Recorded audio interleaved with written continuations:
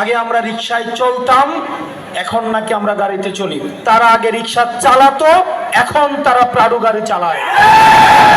এখনো পর্যন্ত দেশ মাদক মুক্ত হয় নাই, দুর্নীতি মুক্ত হয় নাই, চাঁদাবাজ মুক্ত হয় নাই,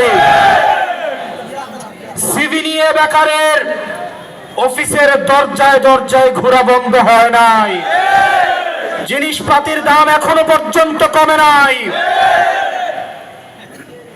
এটা সত্য। আমরা হয়তো এখন এই অভ্যুত্থানের মধ্য দিয়ে নতুন সরকার ক্ষমতায় এসেছে, অনেকে আমাদেরকে বলে আগে আমরা রিকশায় চলতাম, এখন নাকি আমরা গাড়িতে চলি। কিন্তু যারা এই কথা বলে তারা ভুলে গিয়েছে তারা আগে রিকশা চালাতো, এখন তারা প্রাডো গাড়ি চালায়।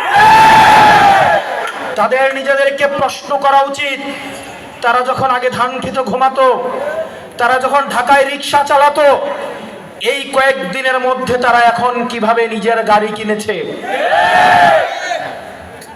মামলা দিয়ে, মামলা বাণিজ্য করে, সমাজে বিভাজন সৃষ্টি করে যে অর্থ তারা ইনকাম করেছে, বালু বাণিজ্য করে নদীর বালু কেটে নিয়ে তারা বালু মহল করেছে।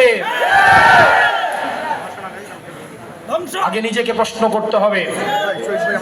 প্রিয় সোনাগাজীবাসী, আমরা চাঁদাবাজির পরিবর্তন চেয়েছি, একই সাথে সাথে চাঁদাবাজেরও পরিবর্তন চেয়েছি।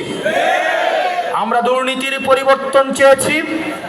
বাংলা কিউআর, যেখানে নগদ পেমেন্ট সেখানে। সারা দেশে 10 লাখেরও বেশি মার্চেন্টে নগদে পেমেন্ট করুন খুব সহজে।